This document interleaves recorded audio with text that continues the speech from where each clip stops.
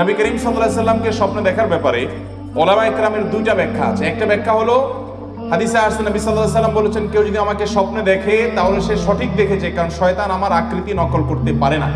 এই হাদিসের একটা ব্যাখ্যা হলো, অনেক উলামায়ে কেরামের ব্যাখ্যা হলো, সাহাবীরা যারা নবী সাল্লাল্লাহু আলাইহি সাল্লামকে চিনতেন, ওনার চেহারা মুখস্থ ছিল, তারা যদি স্বপ্নে দেখে তাইলে তিনি নবী সাল্লাল্লাহু আলাইহি সাল্লামই, শয়তান তার আকৃতি ধারণ করতে পারে না, এটা তাদের কথা।